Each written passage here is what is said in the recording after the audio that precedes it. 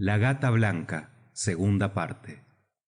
Entró en el palacio, al cual no le faltaba nada para ser el sitio más delicioso del mundo. Y no creeréis que exagero, añadió la reina gata blanca, cuando sepáis que es el mismo en que nos hallamos.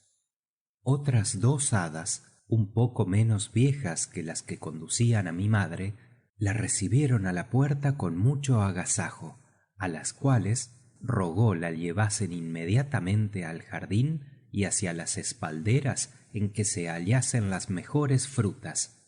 Consentimos de buena gana, dijeron las tres hadas, pero acuérdate de la promesa que nos has hecho, pues no podrás desdecirte. Estoy tan persuadida de que se pasa perfectamente la vida con vosotras, y este palacio me parece tan hermoso, que si no amase entrañablemente al rey mi marido, yo también me obligaría a quedarme en él. Así que no debéis temer que retracte mi palabra. Muy contentas las hadas al oír esta respuesta, le abrieron todos sus jardines, los cuales le parecieron tan deliciosos que permaneció 3 días y 3 noches sin querer salir de ellos. Luego cogió frutas para llevar a su reino, después de comer todas las que quiso, y como no se pasan ni se echan a perder nunca, cargó 4000 mulas. Alegróse mucho el rey de la vuelta de la reina, y lo mismo toda la corte. Todo se volvían bailes, mascaradas y festines en que se servían las frutas de la reina como un regalo exquisito. El rey las comía con preferencia a todo lo que le presentaban, y no sabiendo el pacto que había hecho con las hadas, solía preguntarle con frecuencia de qué país había traído tan buenas cosas. Ella le respondía unas veces que se hallaban sobre una montaña casi inaccesible, otras que se criaban en unos valles, y otras que las había cogido en una espesa selva. Sorprendido el rey de tantas contradicciones, preguntaba a las que le habían acompañado, pero no se atrevían a decirle una palabra, porque ella había prohibido a todo el mundo hablar de la aventura. Al fin, la reina, inquieta por lo que le había prometido a las hadas, se puso muy triste. No hacía más que suspirar, y se la veía enflaquecer por días. Alarmado el rey, instó a la reina para que le contase el motivo de su melancolía, y al fin, después de muchas súplicas y muchas lágrimas, le contó todo lo que había pasado con las hadas, prometiéndoles su hija que iba a dar a luz. ¿Cómo?, exclamó el rey. No tenemos hijos. Sabéis hasta qué punto deseo tenerlos. Y por comer 2 o 3 manzanas habéis sido capaz de prometer vuestra hija. Preciso es que no me queráis absolutamente para haber hecho eso. Y diciendo esto, la manda encerrar en una torre, poniendo guardias a su alrededor para que no tuviese comunicación con persona viviente. La mala inteligencia del rey y la reina consternó a la corte. Todo el mundo dejó sus ricos vestidos para ponerse de luto. El rey, inexorable, había dejado de ver completamente a su mujer, y así que nací me hizo llevar a su palacio para ser criada en él.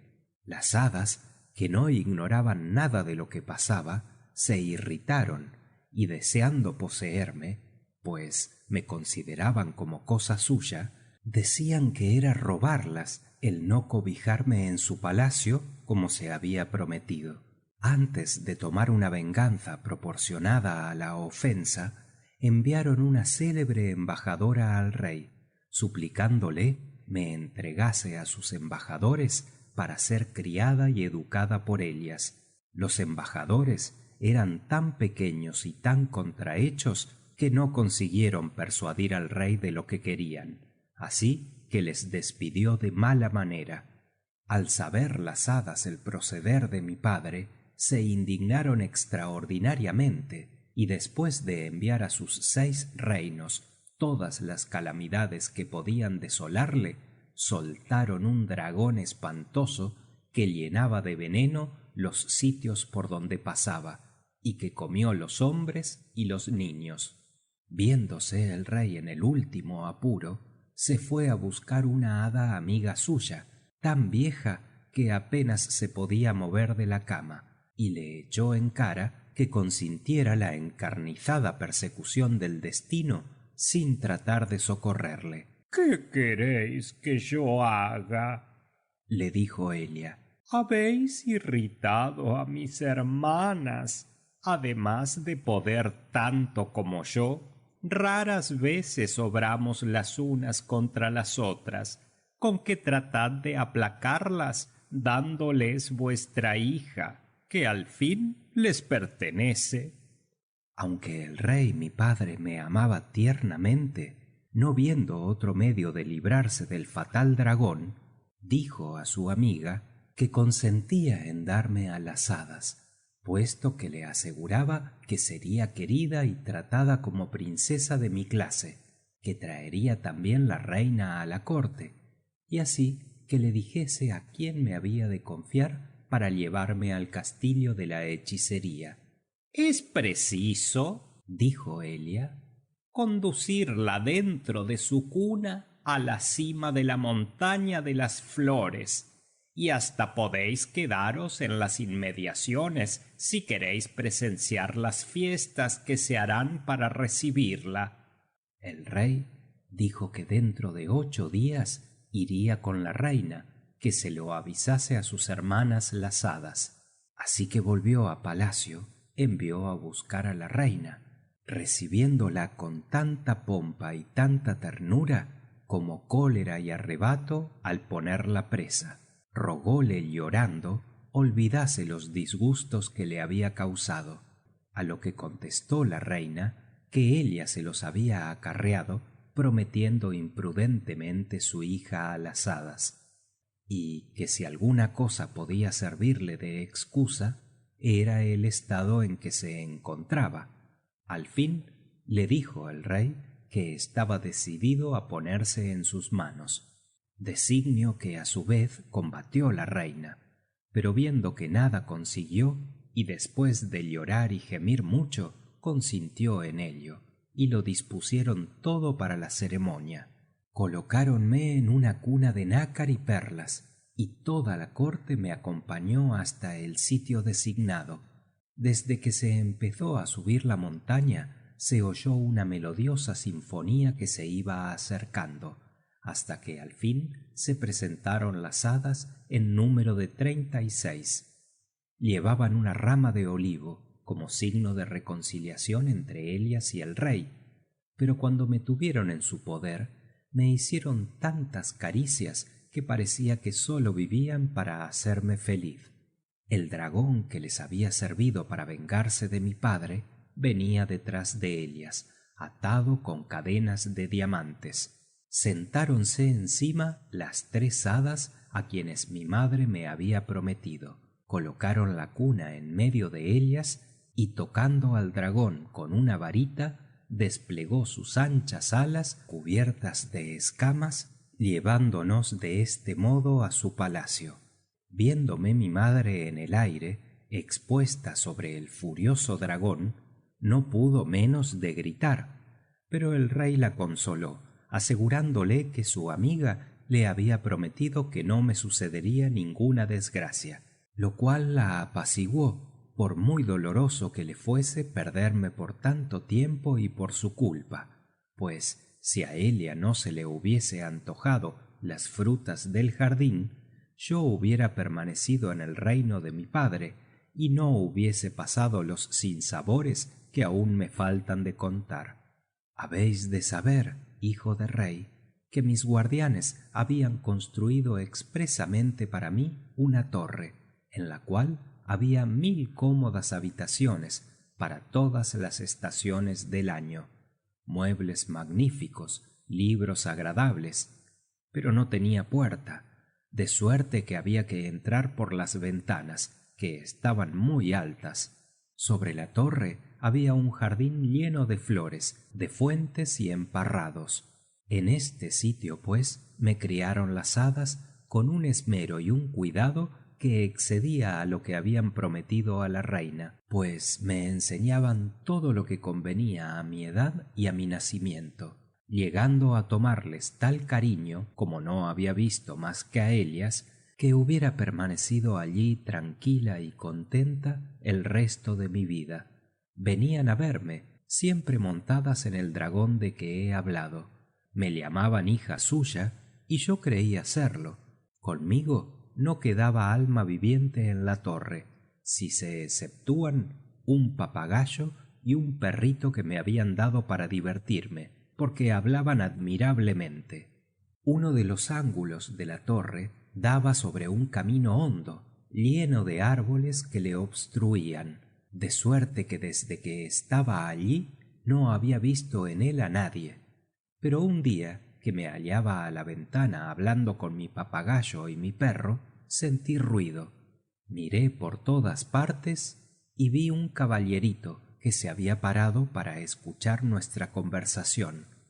Yo, que no había visto ninguno más que pintado, ignorando el peligro que hay siempre en ver con complacencia un objeto amable, me acerqué para mirarle. Me hizo una profunda reverencia y me parecía que le afligía mucho el no poder hablarme, porque bien sabía que yo estaba en el castillo de las hadas. Anocheció casi de repente, o por mejor decir, sin que le echásemos de ver, y entonces, después de tocar 2 o 3 veces el cuerno, partió, sin que pudiese saber, a causa de la oscuridad, el sitio o por qué lado se había ido. Yo me quedé muy pensativa. Ya no sentía el mismo placer en hablar con mi papagayo y mi perro. Papagayo lo notó, pero como es muy ladino, nada me dijo de lo que pensaba. Levantéme al amanecer, me asomé a la ventana y quedé agradablemente sorprendida al ver en pie delante de la torre al joven caballero. Me habló con una especie de trompeta que envía la voz, y por medio de ella me preguntó si quería que fuese todos los días a la misma hora a colocarse bajo mis ventanas, y que, si no tenía inconveniente, le arrojase alguna cosa en prueba de mi consentimiento. Yo, que tenía una sortija de turquesas, se la tiré inmediatamente, haciéndole señas de que se fuera a toda prisa, porque oía del otro lado a la hada Violenta montar en el dragón para traerme el almuerzo. Lo primero que dijo al entrar fueron estas palabras: Yo huelo aquí la voz de un hombre. ¡Busca, dragón! Oh, no sé lo que fue de mí. Estaba transida de miedo, temiendo que saliese por la otra ventana y siguiese al caballero, por quien me interesaba ya bastante. En verdad, dije, mi buena mamá, que os chanceáis al decir que oléis la voz de un hombre.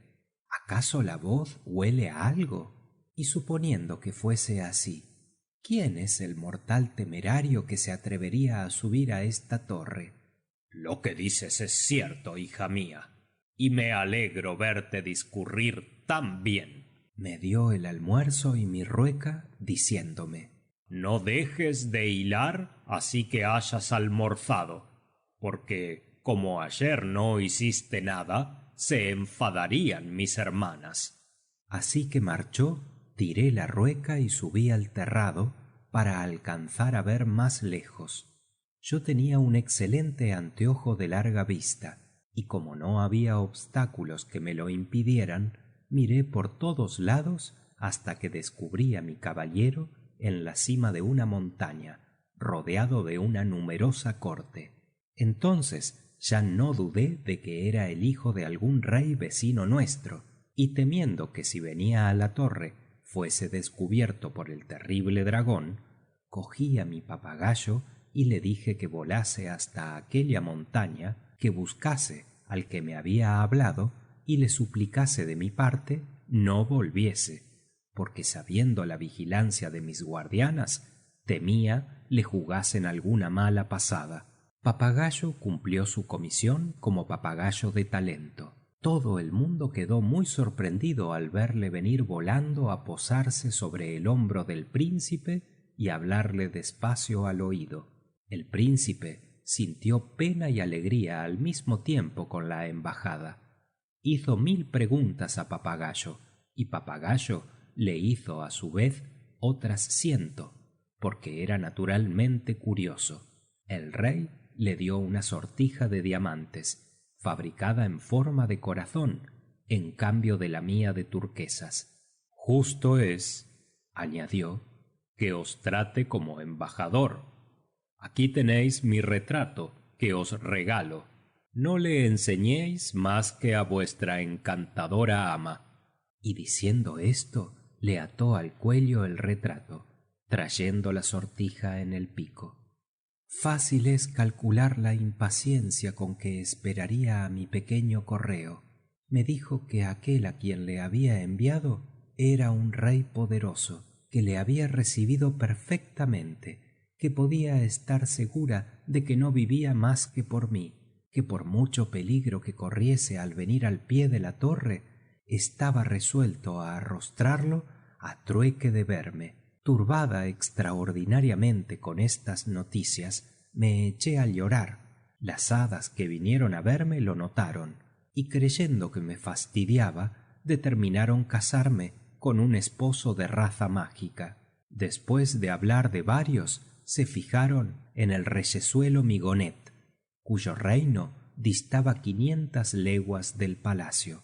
Papagayo, que lo había oído todo, vino a contármelo y me dijo: ¡Qué lástima os tengo, mi querida ama, si llegáis a ser la reina Migona! Porque es un monote que da miedo.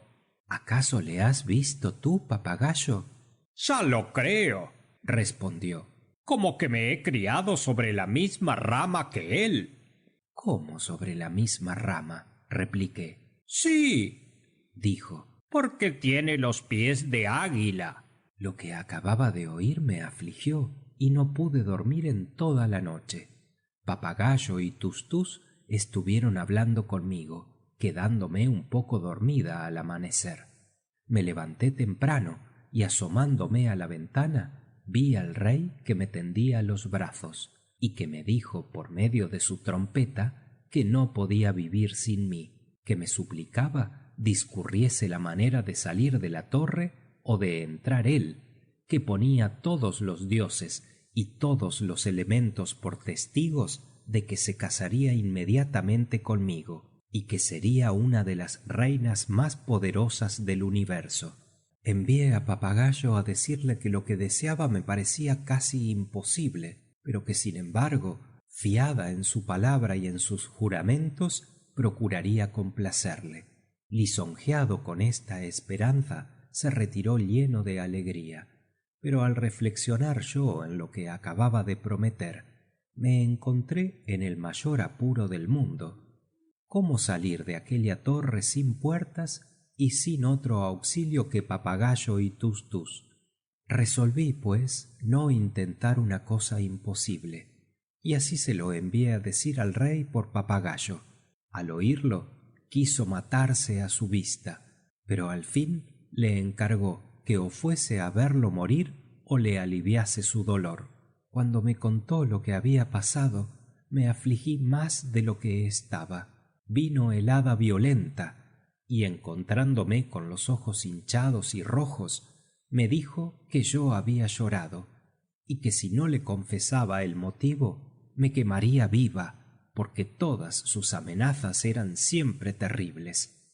Yo respondí temblando que tenía gana de unas redes para coger los pajarillos que venían a picotear las frutas de mi jardín. Lo que deseas, hija mía, me dijo, no te costará más lágrimas. Yo traeré todas las cuerdecitas que quieras. Y en efecto, aquella misma noche me las llevó, pero me advirtió que pensase menos en trabajar que en ponerme guapa, porque el rey Migonet debía llegar de un momento a otro. Al oír tan fatales nuevas, temblé, pero no dije una palabra. Así que marchó, empecé 2 o 3 trozos de red, pero a lo que principalmente me dediqué fue a hacer una escala de cuerda que estaba bastante bien construida para no haber visto nunca ninguna. Verdad es que el hada me daba todo el bramante que necesitaba, y muchas veces me decía: Pero, hija mía, tu obra no adelanta, y no te cansas, sin embargo, de pedirme material para trabajar. «Oh, mi buena mamá», decía yo, «¿teméis que os arruine un cordelillo?» Mi aire de sencillez la alegraba, aunque era de un carácter desabrido y cruel. Concluido mi trabajo, envié a Papagayo a decir al rey que viniese una noche bajo las ventanas de la torre, que allí encontraría una escala por la cual subiría, y que el resto lo sabría cuando estuviese aquí. En efecto, até bien la escala, resuelta a escaparme con él, pero cuando él la vio, subió a toda prisa, entrando en mi cámara cuando estaba preparándolo todo para la fuga. Me puse tan contenta al verle que olvidé el peligro que corríamos. Reiteró todos sus juramentos y me suplicó no defiriese un momento el recibirle por esposo. Tomamos por testigos de nuestro matrimonio a Papagayo y Tustús, y jamás se han celebrado bodas entre personas de alto rango con menos ruido y menos brillo, ni ha habido jamás corazones más contentos que los nuestros. Aún no había amanecido cuando el rey me dejó. Yo le conté el espantoso designio de las hadas de casarme con el pequeño Migonet, describiéndole al mismo tiempo su figura, de que se horrorizó tanto como yo. Después que partió, empezaron a parecerme las noches tan largas como años. Me asomé a la ventana y le seguí con la vista, a pesar de la oscuridad.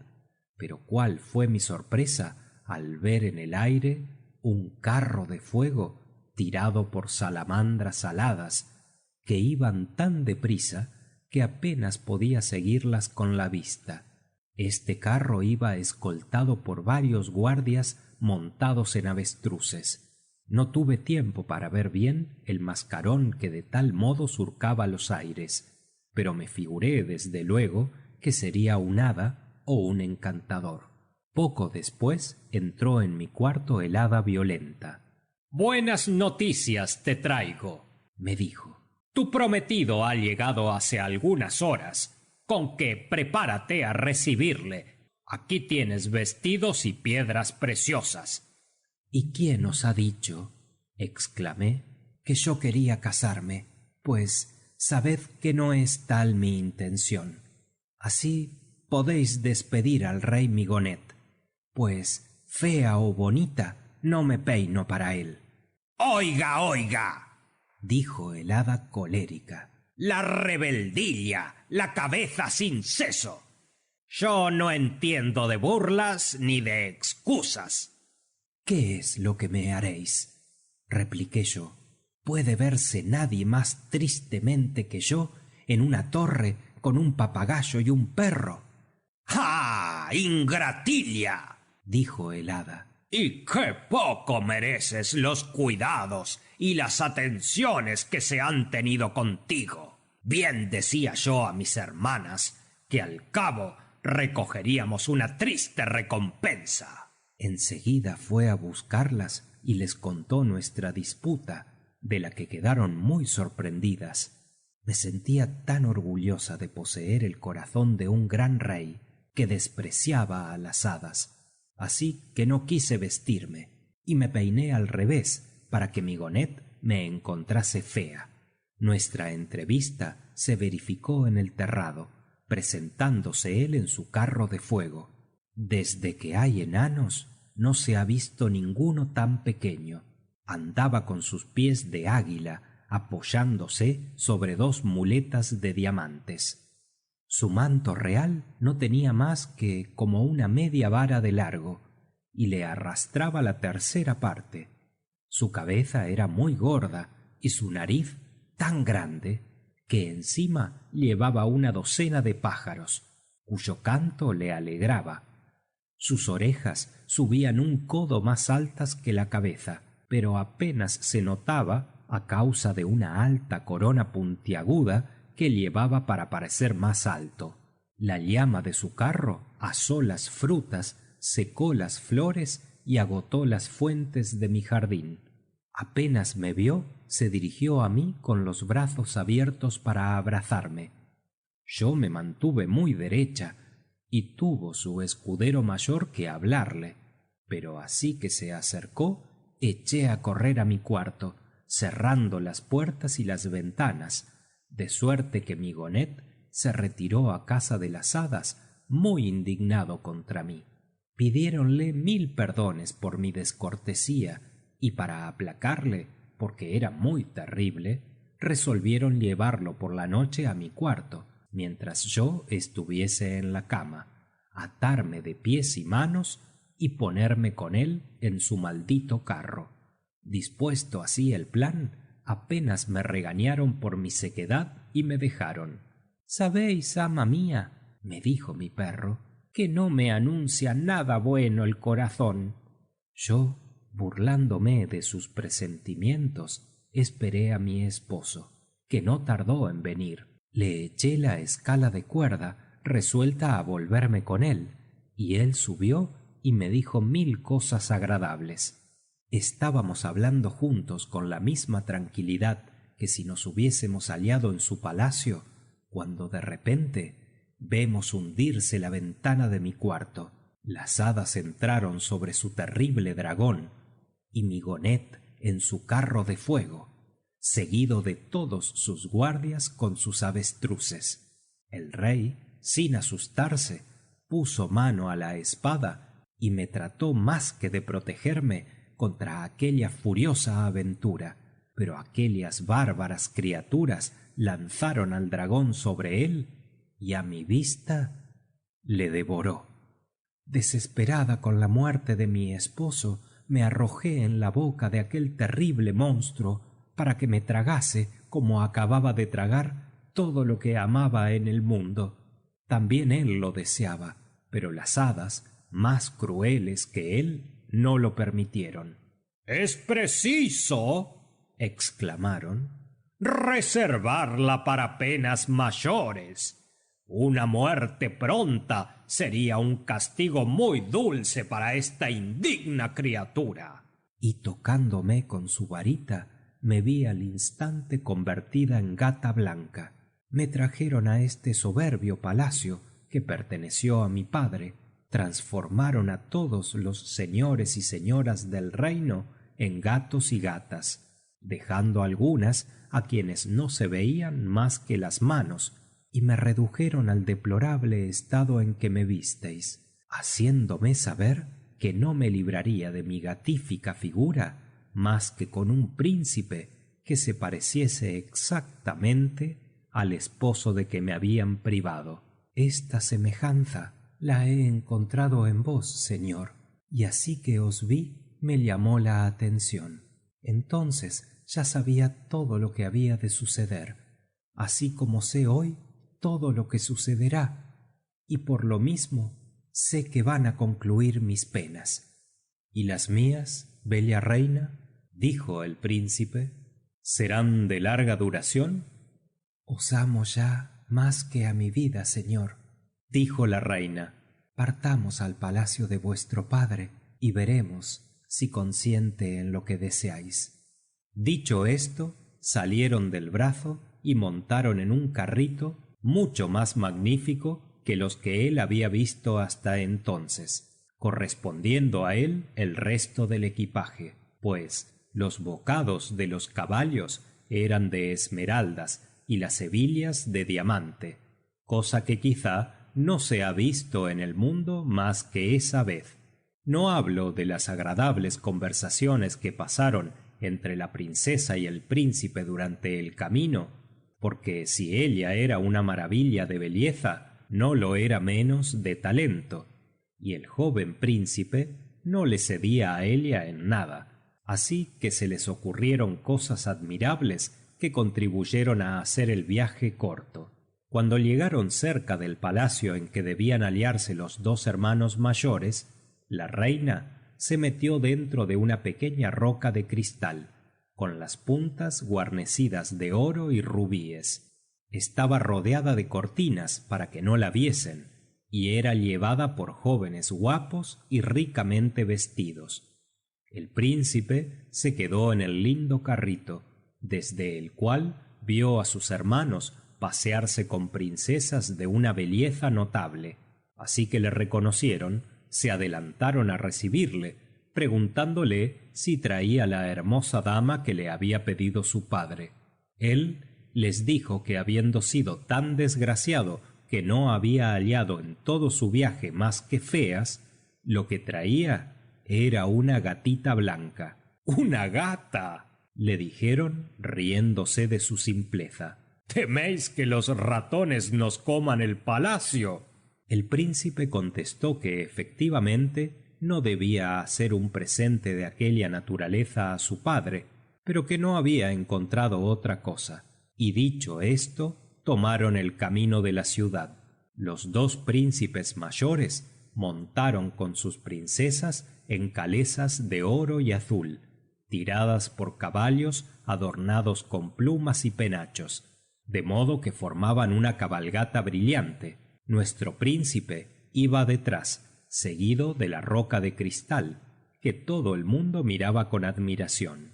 Los cortesanos se apresuraron a ir a decir al rey que llegaban los príncipes. —¿Traen hermosas damas? —preguntó el rey. —Es imposible ver nada mejor. Al oír esto, pareció incomodado. Subieron los dos príncipes primero, con sus hermosas princesas, a los cuales recibió el rey no sabiendo a quién dar la preferencia. Luego, dirigiéndose al menor, le dijo: —¿Con que esta vez venís solo? —Vuestra Majestad verá en esta roca una gatita blanca, que malla tan dulcemente y guarda las uñas tan bien, que le agradará de seguro. Sonrióse el rey, y se dirigió él mismo a abrir la roca, pero así que se acercó, la reina, por medio de un resorte, hizo caer todas las piezas, y se presentó como el sol que ha estado oculto por una nube. Sus rubios cabellos, tendidos sobre sus espaldas, le caían en abundantes trenzas hasta los pies. Llevaba la cabeza coronada de flores y un vestido de gasa blanca forrado de tafetán de color de rosa. Levantóse, hizo una profunda reverencia al rey, que en el colmo de su admiración no pudo menos de exclamar: «Esta es la incomparable y la que merece mi corona». Entonces ella le dijo: «Señor, no he venido a despojaros de un trono que tan dignamente ocupáis. He nacido dueña de 6 reinos.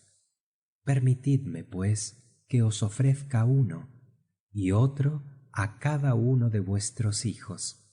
En recompensa, solo os pido vuestra amistad, y a este joven príncipe por esposo».